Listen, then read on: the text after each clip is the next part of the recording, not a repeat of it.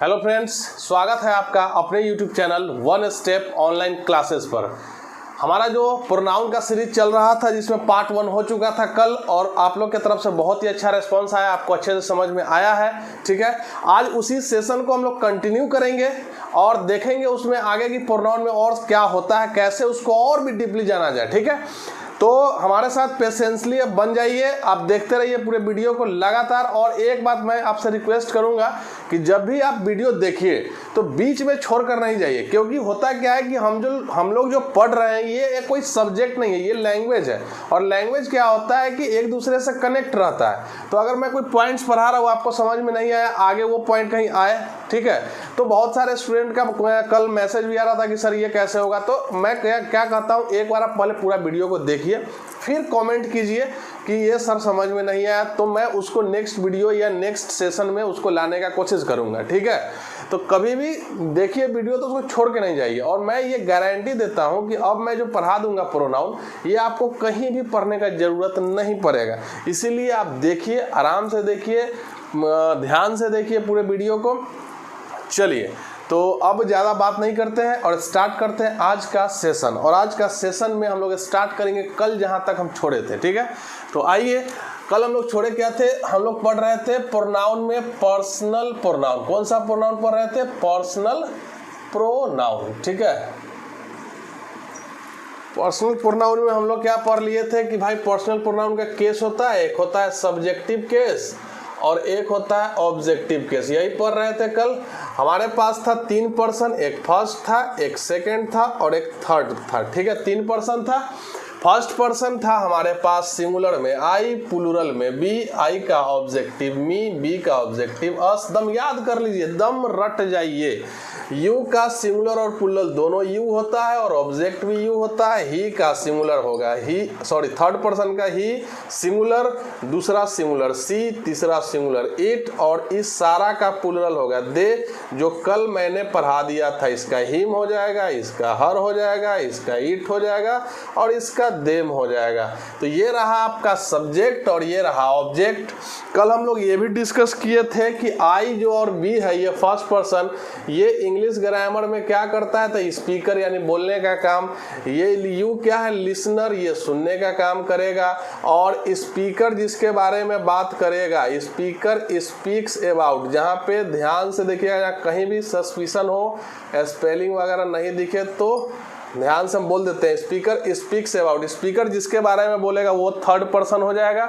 जो लिसनर सुनेगा, इंग्लिश वाक्य को लिखा हुआ उसको सुनने वाला को हम लोग बोलते हैं सेकंड पर्सन, और जो बोलता है उसको बोलते हैं फर्स्ट पर्सन। फर्स्ट पर्सन में एक बोलेगा तो आई, एक से ज़्यादा बोलेगा तो बी। सुनने वाला में एक सुनेगा तो भी यू, और एक से ज़्यादा सुनेगा तो भी यू। जिसके बारे में बात किया जाएगा, एक होगा मेल में तो ही, एक फीमेल में होगी तो सी, नॉन लिविंग होगा तो इट, और एक से ज़्यादा पर्सन जिसके बारे में बात किया जाएगा, चाहे वो मेल हो, फीमेल हो या नॉन लिविंग हो, वो सारा का सारा किस में आ जाएगा भाई? दे में आ जाएगा, और ये ऑब्जेक्ट होता है। अब हम लोग आज थोड़ा समझेंगे, यहाँ से एक क्वेश्चन ध्यान से एकदम समझिएगा, क्योंकि बहुत इंपॉर्टेंट पॉइंट्स मैं आज समझाने जा रहा हूँ। बहुत सारे स्टूडेंट का कंफ्यूजन प्रोनाउन और नाउन को लेके हमेशा बना हुआ रहता है कि सर हिज कैसे आ गया, हिम कैसे आ गया, ही कैसे आ गया। तो आज सारा सस्पिशन आपका, सारा कंफ्यूजन आपका क्लियर हो जाएगा। तो हमारे साथ वीडियो में लगातार बने रहिए, और जहां भी डाउट होगा मैं बोलूँगा उसके बाद कमेंट करना स्टार्ट कीजिएगा। ठीक है, तो आइए, राम किल्ड रावण, राम किल्ड रावण। ठीक है, तो ये किल्ड हो गया भाई वर्ब, राम क्या हो गया भाई सब्जेक्ट। किल्ड करने का काम कौन कर रहा है? राम। तो यहाँ पे सब्जेक्ट के जगह जो 2 चैप्टर आएगा, दम देखिए, जो मैं बोलूंगा उसको फिक्स कर लीजिए दिमाग में। सब्जेक्ट के जगह कितना चैप्टर आएगा? 2 चैप्टर। तीसरा चैप्टर का औकात नहीं है कि वो किसी भी सेंटेंस में आ जाए। ठीक है, तो तीसरा कोई चैप्टर सब्जेक्ट के जगह नहीं आ सकता है। किसके अलावे? नाउन और प्रोनाउन के अलावे। दम याद कर लीजिएगा। ऑब्जेक्ट किल्ड होम, होम का रिप्लाई जो आता है वो बनता है ऑब्जेक्ट, और ऑब्जेक्ट के जगह 2 चैप्टर आएगा, नाउन या प्रोनाउन। तो राम किसी का नाम है तो नाउन, रावण भी किसी का नाम है तो नाउन हो गया। ठीक है, अभी मैं आता हूँ सेकेंड सेंटेंस पे। सेकेंड सेंटेंस में क्या कर रहा है हनुमान, हनुमान हेल्प्ड राम, हनुमान हेल्प्ड राम। अब फिर से ये हेल्प हो गया वर्ब, हनुमान हेल्प कर रहे हैं तो ये सब्जेक्ट हो गया, सब्जेक्ट के जगह 2 चैप्टर, नाउन या प्रोनाउन, ये हनुमान किसी का नाम है तो नाउन हो गया। और हेल्प हुम, हुम का रिप्लाई जो आता है बताए थे वर्ब से रिप्लाई पूछना है, वर्ब से। जो वीडियो मेरा नहीं देखा है पहली बार देख रहा है वो याद कर लो, वर्ब से रिप्लाई पूछना है। क्या पूछना है? रिप्लाई। किसका रिप्लाई? वाट या हुम का, वाट या हुम का रिप्लाई जैसे ही पूछिएगा वर्ब से पूछना है, ठीक है। और जो वर्ड पे आएगा वो वर्ड को आप ऑब्जेक्ट बना लीजिएगा, और ऑब्जेक्ट 2 चैप्टर से आता है, नाउन या प्रोनाउन। ये मैं बहुत बार बोल चुका हूं उस समय से, ठीक है। तो हनुमान हेल्प्ड हुम, हुम का रिप्लाई आ गया तो ऑब्जेक्ट बन गया, ऑब्जेक्ट 2 चैप्टर से आएगा, नाउन या प्रोनाउन। हम एक एक चीज सेंटेंस में तोड़ दीजिए, पूरा ब्रेक कर दीजिए, पूरा अगर ब्रेक कर दीजिए, पूरा सेंटेंस को तोड़ दीजिएगा तो कहीं से भी आपको समझने में दिक्कत नहीं होगा। इसीलिए दिक्कत होता है इंग्लिश में सारे स्टूडेंट्स को, क्योंकि उसको सेंटेंस में ना सब्जेक्ट पता होता है, ना वर्ब पता होता है, ना ऑब्जेक्ट पता होता है, ना प्रीपोजिशन पता होता है, ना कंजंक्शन पता होता है, ना एडवर्ब पता होता है। इसी कारण से उसको सारा समस्या क्रिएट होता है, ठीक है। तो वो सारा समस्या से बचने के लिए, सारे प्रॉब्लम्स को क्रिएट होने से पहले ही आप सारा चीज सीख जाइए कि ये सब्जेक्ट है, नाउन प्रोनाउन हो सकता है, ऑब्जेक्ट नाउन प्रोनाउन हो सकता है, ये वर्ब है, ठीक है। तो राम किसी का नाम है तो ये भी हो गया नाउन, ठीक। अब सी नंबर में देखते हैं। अब यहाँ पे पहले ए और बी को पहले क्लियर कर लेते हैं, फिर सी पे आते हैं। तो यहाँ पे सब्जेक्ट के जगह क्या आया भाई? नाम, राम है, नाम है, नाउन हो गया। और ऑब्जेक्ट के जगह आया नाउन, ठीक है। तो हम यहाँ पे ये समझाना चाह रहे हैं आपको कि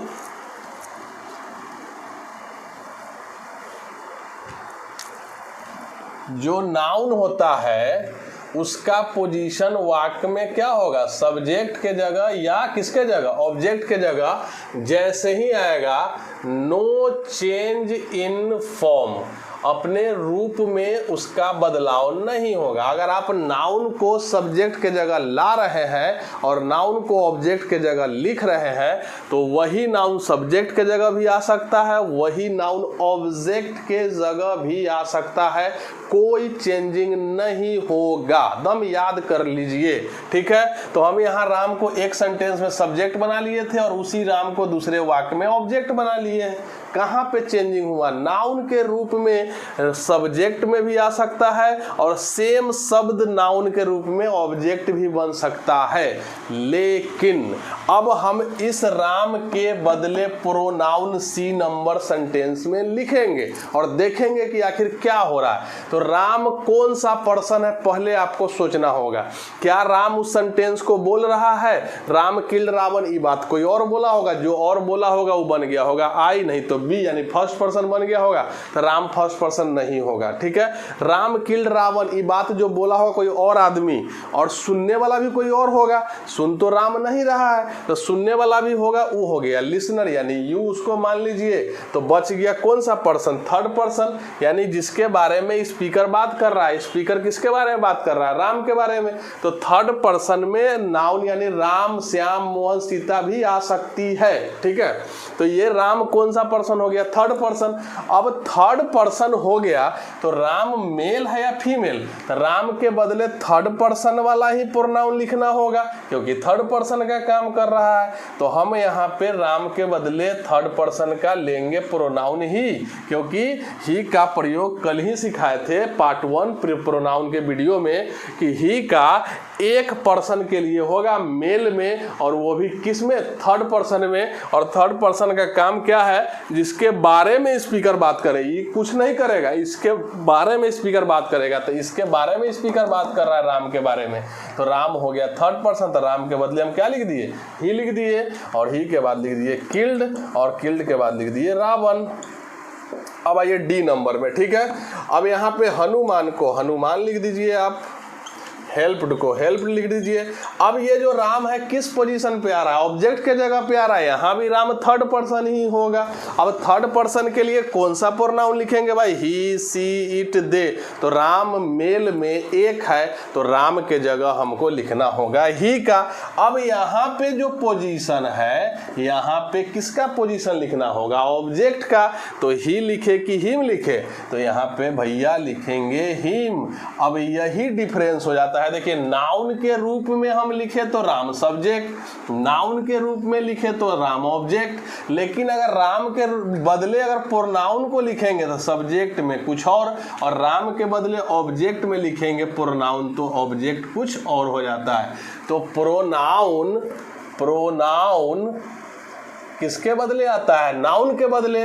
तो नाउन अगर सब्जेक्ट में होगा भैया तो प्रोनाउन भी सब्जेक्ट में लिखना है, और नाउन अगर ऑब्जेक्ट में होगा भाई तो प्रोनाउन भी ऑब्जेक्ट में लिखना है। दोनों में अंतर क्या है कि नाउन चेंज नहीं करेगा रूप, और pronoun can change it's form, अपना क्या चेंज कर लेता है, रूप चेंज कर लेता है। सब्जेक्ट में कोई और रूप होता है और ऑब्जेक्ट में कोई और रूप होगा। लेकिन अगर कोई नाउन है, सीता, गीता, राधा, मोहन, सुरेश, महेश, दिनेश, तो सब्जेक्ट में भी वही, ऑब्जेक्ट में भी वही, उसके बदले अगर प्रोनाउन लाएंगे तो सब्जेक्ट में कोई और प्रोनाउन और ऑब्जेक्ट में कोई और प्रोनाउन लिखना पड़ेगा। Concept clear. तो हम इस राम के बदले यहाँ पे ही लिखे, क्योंकि राम सब्जेक्ट के जगह है तो सब्जेक्ट वाला प्रोनाउन, और ये राम ऑब्जेक्ट के जगह है तो ऑब्जेक्ट वाला प्रोनाउन लिखना पड़ा। तो नाउन में सेम था, प्रोनाउन में सब्जेक्ट और ऑब्जेक्ट चेंज हो गया। यही आपको याद करना है प्रोनाउन के लिए। अब अगर इस रावण के लिए लिखना होगा तो रावण क्या है, ऑब्जेक्ट के जगह आया है तो यहाँ ऑब्जेक्ट वाला प्रोनाउन लिखना होगा, और हनुमान के लिए लिखना होगा तो सब्जेक्ट वाला प्रोनाउन लिखना होगा। अब कौन प्रोनाउन लिखना है आप अपने कमेंट में हमको आंसर बता सकते हैं कि रावण के बदले कौन सा लिखेंगे, रावण कौन पर्सन के लिए आ सकता है, अपना सेंस लगाइए और वो प्रोनाउन कमेंट बॉक्स में आंसर आप दे सकते हैं, ठीक है। और हनुमान के लिए भी आप लिख सकते हैं कि हनुमान के लिए कौन सा प्रोनाउन लिखेंगे अगर हनुमान को हटाया जाए तो। Clear concept.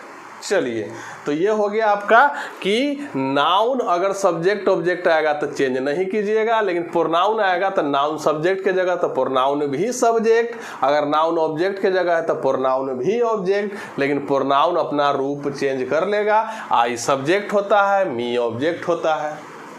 कोई दिक्कत है तो बोलिए। क्लियर है। अच्छा, एक चीज और बताइए, राम किल्ड रावण, इस बात को बोला कौन होगा भाई, तो स्पीकर होता है कौन, आई, ठीक है। इस बात को सुना कौन होगा, यू। किसके बारे में बात हो रहा है, राम के बारे में, तो ये रहा फर्स्ट पर्सन, ये रहा सेकंड पर्सन, ये रहा थर्ड पर्सन। अब इसी थर्ड पर्सन के बदले तो ही लिख दिए हैं। आया समझ में। अच्छा, हम इस बात को बोलेंगे तो हम क्या बन जाएंगे प्रोनाउन में, आई। अगर हम किसी महेश नाम के लड़का को सुनाएंगे इस बात को तो वो क्या बन जाएगा, यू। और किसके बारे में बात हो रहा है, राम के बारे में, तो राम क्या बन जाएगा, ही। आया कॉन्सेप्ट समझ में प्रोनाउन का, कि कोई भी लड़का, अच्छा देखिए मान लीजिए ए कुमार मैं हूँ, अगर हम इस बात को बोलेंगे तो हम क्या बन गए, आई। अगर कोई हमसे ही बात को बोलता तो हम क्या बन गए, यू। कोई मेरे बारे में बात करता कि सर ए कुमार सर अच्छा पढ़ाते हैं तो हम क्या बन गए, थर्ड पर्सन। तो एक आदमी तीनों पर्सन बन सकता है वाक्य के फीलिंग्स के अकॉर्डिंग। क्लियर है। तो राम इस वाक्य में केवल और केवल थर्ड पर्सन है, ऐसा नहीं है कि ये फर्स्ट पर्सन नहीं बन सकता है। हो सकता है कोई नाम हो, राम नाम का लड़का हो, वो कोई वाक्य बोल दे तो वो अपने आप में बन जाएगा आई, और वो बन जाएगा फर्स्ट पर्सन। अगर उससे कोई दूसरा आदमी बात करे, राम से सुनाए कोई बात, तो राम यू बन जाएगा। लेकिन कोई राम के ही बारे में बात करे, जैसे राम के बारे में बात हुआ है, तो राम थर्ड पर्सन बन जाएगा। तो एक नाम तीनों पर्सन बन सकता है। आज कॉन्सेप्ट क्लियर हुआ कि नहीं हुआ, क्लियर हो गया।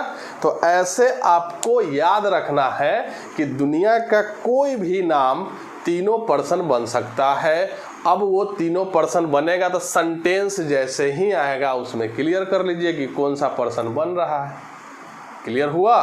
आया कॉन्सेप्ट समझ में? अगर कहीं पे लिखल है राधा गीत गाती है, राधा गीत गाती है, तो इस बात को बोला कौन होगा? तो बोला कोई और होगा, तो राधा तो ये बात को बोली नहीं होगी। तो राधा गीत गाती है, बोला कोई और होगा, तो बोलने वाला को आई मान लीजिए आप, सुनने वाला को यू मान लीजिए। बात किसके बारे में हो रहा है? राधा के बारे में। तो राधा कौन सा पर्सन हो गई? Third person. अब राधा के लिए बोला जाएगा कि प्रोनाउन लिखिए, तो थर्ड पर्सन का प्रोनाउन राधा के लिए कौन लिखा जाएगा? सी, सब्जेक्ट के जगह। अगर राधा ऑब्जेक्ट के जगह आएगी तो क्या लिखा जाएगा? हर। क्लियर? Clear concept? चलिए, तो आइए इसके बाद और भी बहुत सारा बेहतरीन कॉन्सेप्ट है प्रोनाउन का, जो आप देखिएगा और समझ आपको पूरा आ जाएगा। इसीलिए वीडियो को छोड़िए नहीं, थोड़ा सा मेहनत कीजिए, धैर्यपूर्वक रहिए। जानते हैं कि ऑनलाइन थोड़ा सा होता है क्या कि बच्चा बढ़ा के देख लेता है, लेकिन ऐसा गलती नहीं कीजिए। अगर ये कीजिएगा तब आप सीख नहीं पाइएगा। फिर है कि वही एक जगह पढ़िए, दूसरा जगह पढ़िए, तीसरा जगह पढ़िए, फिर पढ़ते पढ़ते वही टाइम बीत जाएगा, कुछ नहीं होगा। अगर इंग्लिश सीखना है रियली तो आपको टाइम देना पड़ेगा। क्लियर है? चलिए, तो आते हैं एक एग्जाम्पल पे। आई हेल्प्ड दे, दूसरा में दे हेल्प्ड आई। अब एक चीज़ बताइए कि ये हो गया वर्ब, ये हो गया वर्ब, ये हो गया सब्जेक्ट, ये हो गया सब्जेक्ट। क्योंकि ये स्ट्रक्चर हम लोग जानते हैं कि किसी भी सेंटेंस का शुरुआत किससे होता है? सब्जेक्ट से, वर्ब से और ऑब्जेक्ट आता है। तो ये वर्ब रहा तो हेल्प कर कौन रहा है? आई। सब्जेक्ट के जगह दो चैप्टर आएगा, नाउन या प्रोनाउन। आई किसी का नाम है नहीं है, नाम नहीं है तो प्रोनाउन हो गया। आई हेल्प किसका कर रहा है? दे का।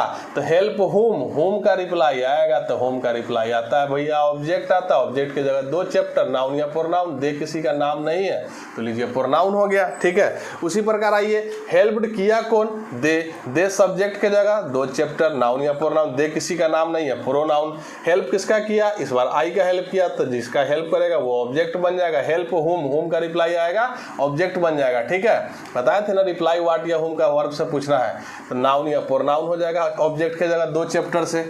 अब ध्यान से देखिएगा कि ये जो आई है ये प्रोनाउन के रूप में है। अब ये किस पोजीशन पे आया? सब्जेक्ट था, आई सब्जेक्ट में सही हो गया। अब हेल्प के बाद आ रहा है ऑब्जेक्ट। ऑब्जेक्ट दे होगा या दे का देम हो जाएगा? तो लीजिए भाई, दे का क्या हो जाएगा? देम। तो यही ध्यान रखना है कि ये प्रोनाउन है। प्रोनाउन में सब्जेक्ट और ऑब्जेक्ट चेंज हो जाता है। नाउन रहता तो चेंज करने का जरूरत नहीं था। क्लियर? अब आते हैं यहाँ, दे सब्जेक्ट सही है, लेकिन ये आई किसके जगह आ रहा है? ऑब्जेक्ट के जगह। और आई का ऑब्जेक्ट क्या होगा? तो लीजिए, आई का ऑब्जेक्ट होगा मी। तो आंसर यहाँ हो जाएगा आई हेल्प्ड देम, और इसका आंसर हो जाएगा दे हेल्प्ड मी। कोई दिक्कत है तो बोलिए। अब एक क्वेश्चन यहाँ पे देखिए, आई हो गया सब्जेक्ट और मी हो गया इसका ऑब्जेक्ट। अच्छा, आई का काम क्या है? किसी वाक्य को बोलने का। तो मी का काम क्या है भैया? सेम काम होगा, क्योंकि आई का ही नहीं रूप है। तो चाहे सब्जेक्ट हो चाहे ऑब्जेक्ट हो, काम दोनों वही करेगा। तो यू अगर सब्जेक्ट होगा तब भी सुनने का काम करेगा, ऑब्जेक्ट होगा तब भी सुनने का काम करेगा। बस फर्क क्या है कि सब्जेक्ट किसी काम को करता है और ऑब्जेक्ट पर कोई काम होता है। ठीक, जैसे हेल्प करने का काम कौन कर रहा है? आई। और हेल्प किसका किया जा रहा है? देम का। यानी एक्शन जिस पे होता है वो ऑब्जेक्ट, और एक्शन को जो करता है वो सब्जेक्ट। क्लियर?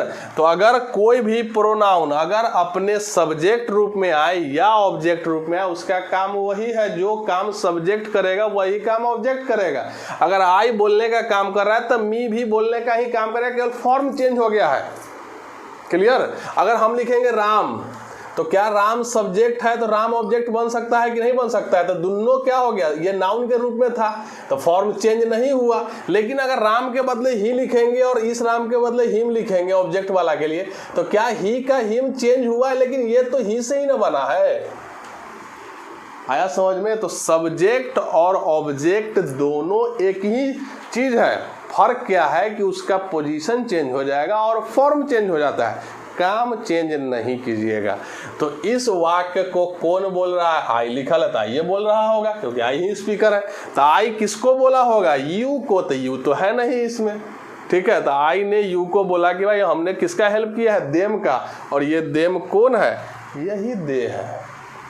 क्लियर? देम क्यों लिखा गया? ऑब्जेक्ट आने के कारण देम लिखा गया है, नहीं तो सब्जेक्ट दे लिख सकते थे और सब्जेक्ट के जगह आता तो। यानी कि आई यू से बोला किसके बारे में? देम के बारे में, क्योंकि देम कौन सा पर्सन है? Third person. थर्ड पर्सन में बात होता है, जिसके बारे में बात होगा वो थर्ड पर्सन। तो आई ने यू से बताया कि भाई हम किसका हेल्प किए? देम का। यानी देम कॉन्वर्सेशन में कहीं शामिल नहीं है। कॉन्वर्सेशन में दूसरे पर्सन शामिल होगा, या तो फर्स्ट पर्सन या तो सेकंड पर्सन, बोलने वाला और सुनने वाला। क्लियर? इस वाक्य को कौन बोल रहा है? कौन बोल रहा है इस वाक्य को? तो इस वाक्य को बोल रहा है मी, क्योंकि मी किसका रूप है? आई का। बताए थे सब्जेक्ट और ऑब्जेक्ट सेम काम करेगा, तो आई बोलने का काम करेगा तो मी भी बोलने का काम करेगा। केवल ये सब्जेक्ट के जगह है, ये ऑब्जेक्ट के जगह है, रूप चेंज हो गया, काम चेंज नहीं होता है। तो इसमें मी बोल रहा है, किससे बोलेगा? यू से। यू नहीं है यहाँ पे, यू होगा कोई मान लीजिए मन में। किसके बारे में बात किया? दे के बारे में। दे के बारे में बात किया क्योंकि दे सब्जेक्ट के जगह आ रहा है, तो जिसके बारे में बात करेगा वो थर्ड पर्सन। थर्ड पर्सन में सब्जेक्ट और ऑब्जेक्ट जो दोनों आएगा, उससे कोई फर्क पड़ने वाला नहीं है। दे आएगा तो सब्जेक्ट के जगह, देम आएगा तो ऑब्जेक्ट के जगह, लेकिन बात होगा इसी के बारे में। यानी मी इसमें मन में मान लीजिए कि वाई का फॉर्म है, यानी आई जो मी बना हुआ है यहाँ पे ऑब्जेक्ट आने के कारण, किससे बात किया? यू से। किसके बारे में? दे के बारे में। क्लियर हुआ कि नहीं हुआ? ठीक। अब थोड़ा सा और हम डीप चलते हैं। अब एक चीज बताइए, ये आई को क्या माने हम? मेल माने, फीमेल माने, क्या माने? तो आप बोलिएगा कि सर आई जो स्पीकर है वो कुछ भी बन सकता है, मेल भी बन सकता है, फीमेल भी बन सकता है, एक आदमी के लिए बन सकता है। तो यहाँ पे आप मन में राम, सीता, गीता, राधा कोई भी एगो नाम मान लीजिए, ठीक है। वो आदमी बोला होगा तो आई बन गया। यू कोई बात बोला होगा तो यू तो है नहीं यहाँ पे, तो यू छिपल होगा। कॉन्वर्सेशन होता है तो यू छिप जाता है, अगर यू नहीं रहेगा तो आई ने यू से बोला तो यू के जगह भी मेल या फीमेल कोई मान लीजिए, ठीक है। और किसके बारे में बोला? देम के बारे में। तो देम एक के लिए कि एक से ज़्यादा के लिए? तो एक से ज़्यादा के लिए होता है। और एक से ज़्यादा के लिए क्या? मेल या फीमेल की दोनों? तो भैया दोनों हो सकता है, ठीक है। तो आई एक पर्सन है, हम ये नहीं कहेंगे कि मैन है या वो मैन है। आई एक पर्सन है जो यू पर्सन से बात किया। किस पर्सन के बारे में? देम पर्सन के बारे में बात किया। क्लियर है? चलिए, इसमें मी एक पर्सन है जो यू पर्सन से बात किया। किस पर्सन के बारे में? दे पर्सन के बारे में। इसलिए इसको बोलते हैं कौन सा प्रोनाउन? पर्सन के बारे में आने वाला प्रोनाउन, इसलिए पर्सनल प्रोनाउन कहलाता है। Concept clear? ठीक है। तो जैसे ही आएगा सब मन में पूरा कॉन्सेप्ट याद कर लीजिए। बोलने वाला आई, सुनने वाला यू, और जिसके बारे में बात होगा वो ही, सी, इट, दे होता है। अगर मेल में एक के बारे में बात करेंगे तो ही, फीमेल में एक के बारे में बात करेंगे तो सी, और नॉन लिविंग के बारे में बात करेंगे एक के सेंस में तो इट, और दे का मतलब होता है एक से ज़्यादा, मेल या फीमेल या नॉन लिविंग, चाहे कुछ भी हो उसको दे से फर्क नहीं पड़ता है। Clear concept? तो जरा जल्दी से कमेंट में लिखिए समझ में आ रहा है कि नहीं आ रहा है।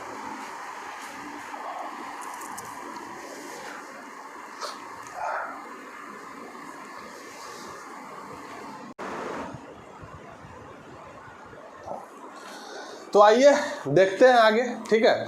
तो हम लोग याद देख रहे थे कि सब्जेक्ट और ऑब्जेक्ट, इससे लेके बहुत सारा अभी बचा हुआ है, बहुत चीज़ अभी बचा हुआ है। ध्यान से पढ़ते रहिए ताकि आपका कोई भी चीज़ क्लियर होने से नहीं बचे अब, ठीक है। तो आइए यहाँ देखते हैं प्रीपोजिशन। प्रीपोजिशन के बाद हमेशा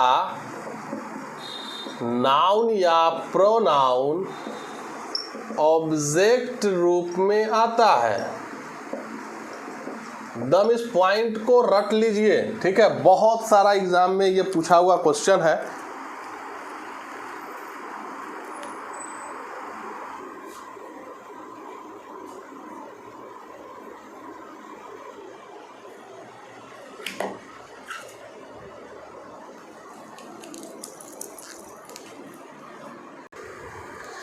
तो प्रीपोजिशन के बाद हमेशा नाउन या प्रोनाउन किस रूप में आता है? ऑब्जेक्ट रूप में आता है। हम याद कर लीजिए इसको, ठीक है। अब यहाँ पे प्रीपोजिशन कुछ हम लोग देखते हैं, on, at, in, over, for, with, between, among, beside, ठीक है। उसके बाद आपका आ जाएगा ऑन हो गया, एट हो गया, इन हो गया, इनटू, ठीक है, अप टू। तो बहुत सारा प्रीपोजिशन है। तो प्रीपोजिशन के बाद हमेशा प्रोनाउन और नाउन किस रूप में आएगा? ऑब्जेक्ट रूप में आएगा। नाउन का तो प्रॉब्लम होगा नहीं, क्योंकि नाउन तो सब्जेक्ट में भी वही और ऑब्जेक्ट में भी वही। प्रोनाउन में क्लियर हो सकता, डिफिकल्टी क्रिएट हो सकता है। तो जब प्रोनाउन में आएगा तो चेक कर ही लगाइएगा, ठीक है। तो याद कर लीजिए कि प्रीपोजिशन के बाद जब भी नाउन और प्रोनाउन आएगा वो ऑब्जेक्ट बनेगा, ऑब्जेक्ट के अलावा कुछ नहीं बन सकता है। क्लियर है? तो आइए इस पे हम लोग क्वेश्चंस कुछ करते हैं ताकि हम लोग का कॉन्सेप्ट क्लियर हो जाए। अब सब्जेक्ट ऑब्जेक्ट आपको याद हो गया होगा, इसलिए इसको मिटा दे रहे हैं, ठीक है।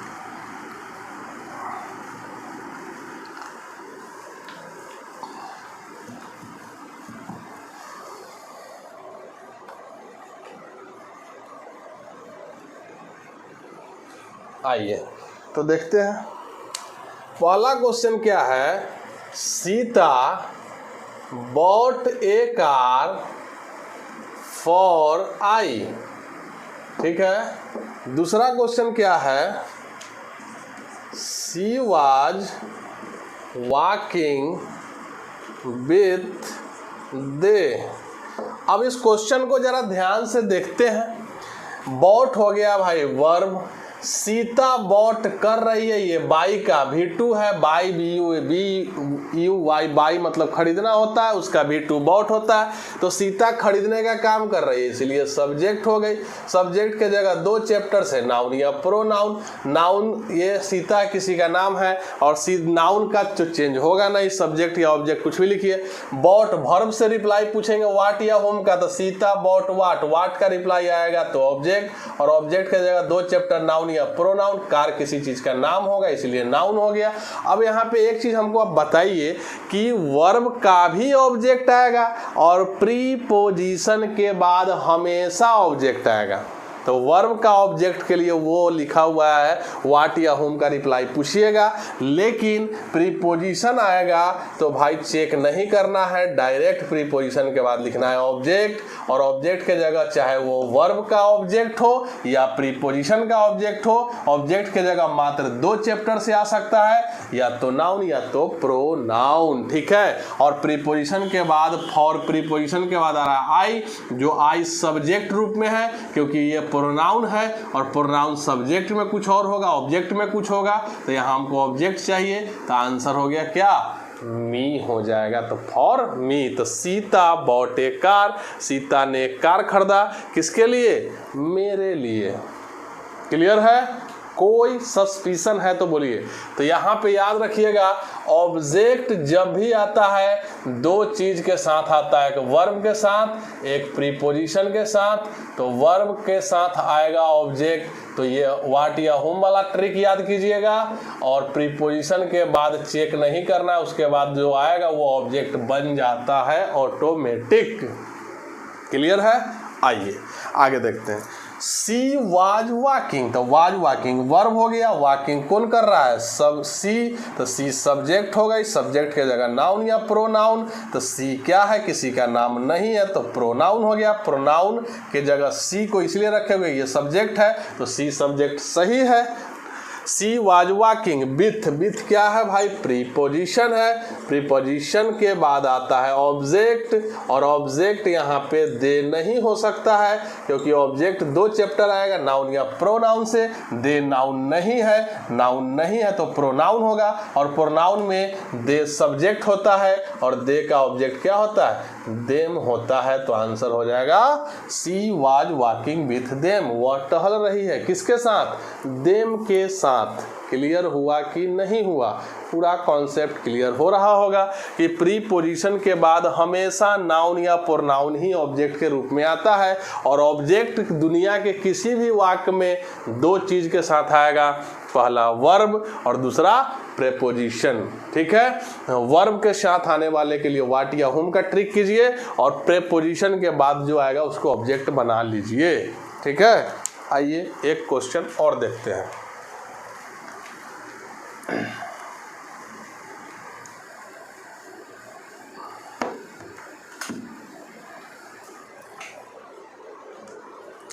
तीसरा क्वेश्चन क्या है? I was helped by Ram. Helped हो गया, वर्ब हेल्प किसका किया जा रहा है? आई का। ठीक है, तो सब्जेक्ट के जगह दो चैप्टर, नाउन या प्रोनाउन। आई किसी का नाम नहीं है तो ये रहा प्रोनाउन, आई सब्जेक्ट के रूप में सही है तो आगे बढ़ेंगे। हेल्प, ठीक है, बाई क्या है भाई? प्रीपोजिशन है, और प्रीपोजिशन के बाद आता है क्या? हमेशा ऑब्जेक्ट आता है, और ऑब्जेक्ट के जगह दो चैप्टर आएगा, नाउन या प्रोनाउन। राम किसी का नाम है तो नाउन, और नाउन को सब्जेक्ट के जगह लिखो या ऑब्जेक्ट के जगह लिखो, चेंज करने का जरूरत नहीं है। चेंज किस में होगा? प्रोनाउन में होगा चेंज। क्लियर हो रहा है मैटर सारा? यही सब कॉन्सेप्ट आपको याद रखना है। चौथा, there is no conflict, there is no conflict between C and आई।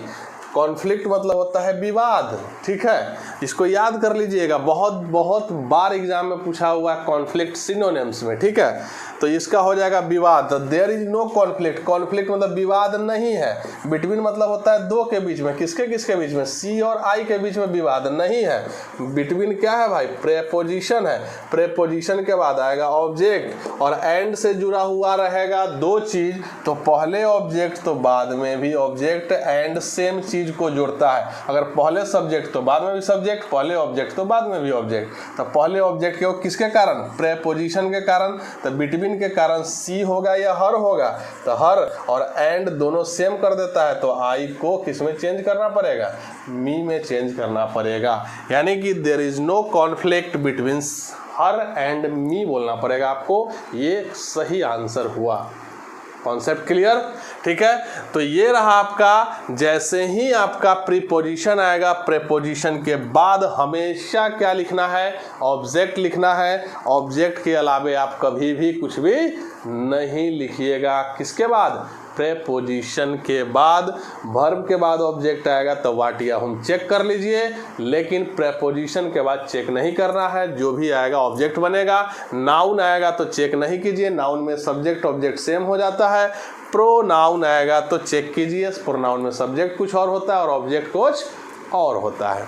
ठीक, आइए कुछ और क्वेश्चंस हम लोग डिस्कस करते हैं, ताकि ये ऑब्जेक्ट वाला लफड़ा ही सदा के लिए खत्म हो जाए। ऑब्जेक्ट का लफड़ा ही, ऑब्जेक्ट का जो प्रॉब्लम्स क्रिएट होता है आपके साथ, वो हमेशा के लिए ख़त्म हो जाए। अब ये तो मैंने लिख दिया कि प्रेपोजिशन के बाद ऑब्जेक्ट ही आएगा। अब यहाँ पे नोट में क्या याद रखना है? हमारे पास एक वर्ड है लाइक। लाइक का हिंदी क्या होता है भाई? पसंद करना। और ये क्या है भाई? वर्ब है। तो वर्ब है तो इसका फॉर्म होगा V1, V2, V3, V4, V5 तो फॉर्म होता नहीं है, ये सिंगुलर फॉर्म होता है। V1 का कितना बार हम बता चुके होंगे। तो जो ओरिजिनल फॉर्म होता है उसको बोलते हैं V1, जो V2 होगा उसको पास्ट फॉर्म बोलते हैं, V3 परफेक्ट, और V4 को बोलते हैं कंटिन्यूअस फॉर्म, और इसका सिंगुलर फॉर्म होता है V5 यानी लाइक्स हो जाएगा। तो ये हो गया V1, ये V5, ये V2, ये V3, ये V4। तो वर्ब का 5 फॉर्म हो गया, यानी 4। एक हो गया आपका सिंगुलर फॉर्म, जो हम 4 ही बोलते हैं, 5 नहीं बोलते हैं। ठीक है, एक जो है हमारे पास लाइक, इसका हिंदी होता है के समान, के जैसा। ठीक है, और ये बताता है सिमिलरिटी, और सिमिलरिटी बताने के कारण इसको हम लोग बोलते हैं प्रेपोजिशन। तो याद रखिएगा कि लाइक एक ऐसा शब्द है जो वर्ब भी है, जो प्रीपोजिशन भी है। अब कैसे जानेंगे कि वर्ब है कि प्रेपोजिशन है? तो अगर V2 में होगा तो वर्ब होगा, V3 भी वर्ब होगा, V4 भी वर्ब होगा, V5 भी वर्ब होगा। लेकिन अगर V1 हो गया तो लाइक, और प्रेपोजिशन भी तो लाइक होता है, प्रेपोजिशन का तो फॉर्म होगा नहीं, तो केवल लाइक ही रहेगा। तो अगर वर्ब वाला V1 वाला और ये प्रेपोजिशन समझ में नहीं आए, क्योंकि ये वाला और ये V2 V3 V4 और V5 आएगा तो दिक्कत नहीं होगा, समझ में आ जाएगा कि वर्ब है। लेकिन अगर V1 आ जाए तो कैसे पता चलेगा कि वो प्रेपोजिशन वाला है या वर्ब वाला है? इसको समझने के लिए एक हम छोटा सा आपको कॉन्सेप्ट यहाँ समझाते हैं कुछ एग्जाम्पल से, और आपको सारा कॉन्सेप्ट क्लियर हो जाएगा। ठीक है, तो ये भी प्रेपोजिशन है, और इस प्रेपोजिशन के बाद जब भी कोई नाउन या प्रोनाउन आएगा तो वो किस फॉर्म में आएगा भाई? ऑब्जेक्ट रूप में आना चाहिए। क्लियर हुआ? ठीक है, तो क्यों? क्योंकि इस दुनिया का कोई भी प्रेपोजिशन हो, लाइक हो या ऑन हो, एट हो, लेकिन लाइक को हम नोट में इसलिए लिखाए हैं क्योंकि लाइक वर्ब भी होता है, लाइक प्रेपोजिशन भी होता है, और एग्जाम में क्वेश्चन इससे फंसा देता है।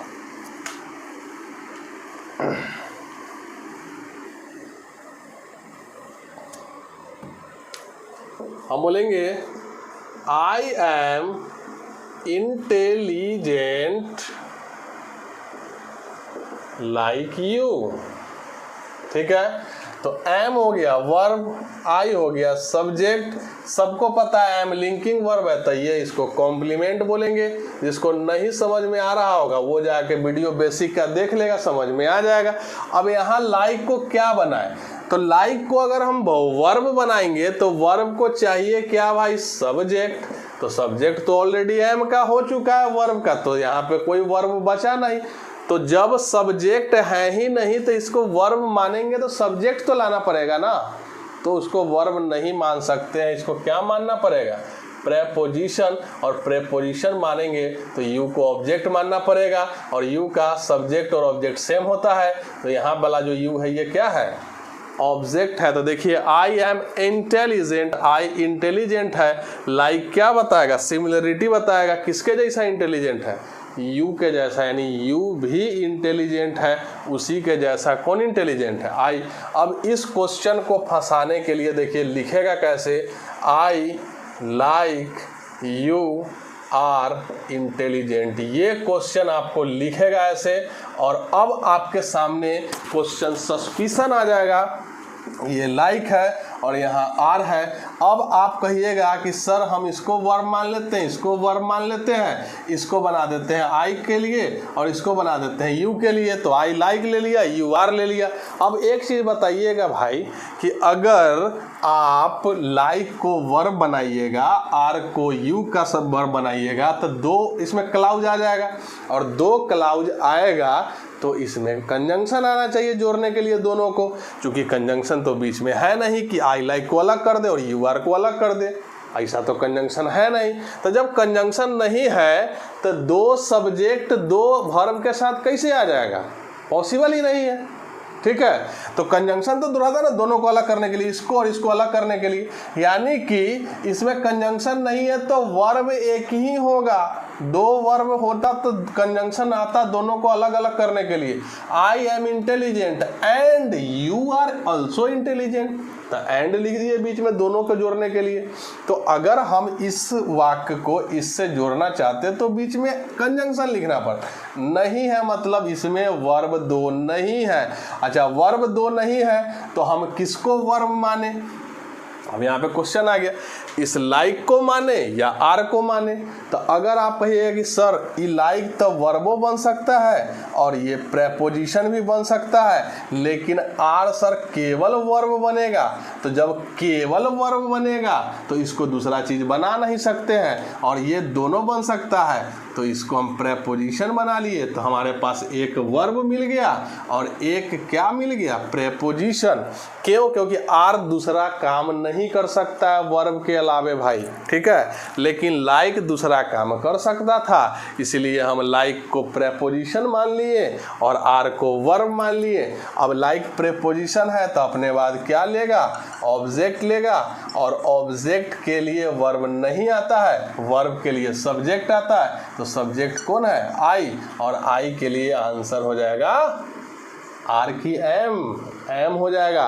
तो ये जो सेंटेंस था सेम सेंटेंस है ये दोनों, लेकिन एक में लाइक का पोजीशन हम लास्ट में लिखे हैं, एक में लाइक का पोजीशन आई के साथ लिख दिए।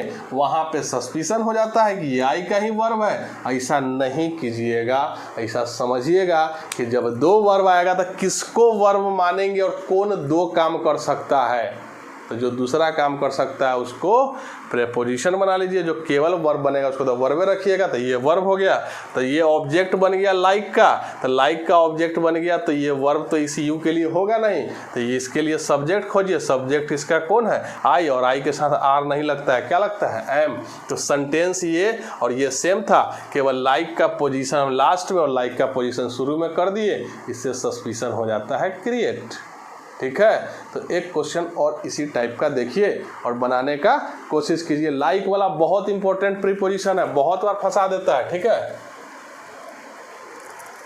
अब देखिए तो आई लाइक यू, अब इसमें लाइक क्या कर रहा है, तो हम सबसे पहले वाक्य में खोजते क्या है, वर्ब। तो लीजिए ये वर्ब है, और कोई वर्ब है क्या, नहीं, तो ये वर्ब ही रह गया। प्रीपोजिशन पे कब सोचेंगे, लाइक को प्रीपोजिशन पे तब तक नहीं दिमाग लगाना है जब तक वाक्य में कोई और वर्ब नहीं आएगा।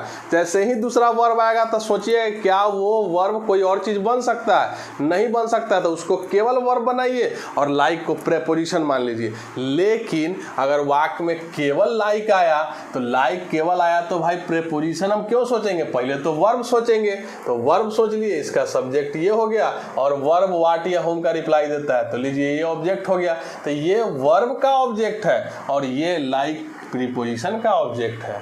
ठीक है, तो ये सब्जेक्ट इस लाइक का हो गया और ये ऑब्जेक्ट इस लाइक का हो गया, और इसका हिंदी होगा पसंद करना और इसका हिंदी होगा के समान। आई लाइक यू, मैं तुम्हारे समान, एम इंटेलिजेंट, क्या हूँ, इंटेलिजेंट हूँ। अब इसका देखिए, मैं इंटेलिजेंट हूँ तुम्हारे समान, दोनों का हिंदी मीनिंग एक ही है, पोजीशन केवल लाइक का आगे पीछे कर दिया गया है। क्लियर हुआ कॉन्सेप्ट। ठीक है, और भी सस्पिशन हो रहा है, एक क्वेश्चन और इससे देते हैं ताकि आप लोग का पूरा क्लियर हो जाए कि वर्ब है या प्रेपोजिशन है लाइक। तो लाइक को पकड़ना सीख लीजिए, लाइक से बहुत सारा क्वेश्चन आएगा और लाइक आपको अभी ऐसे ही बनाना है। ठीक है,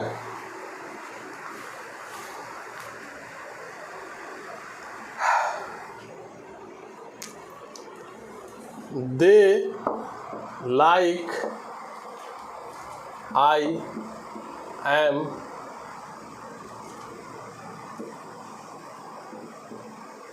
इंजीनियर।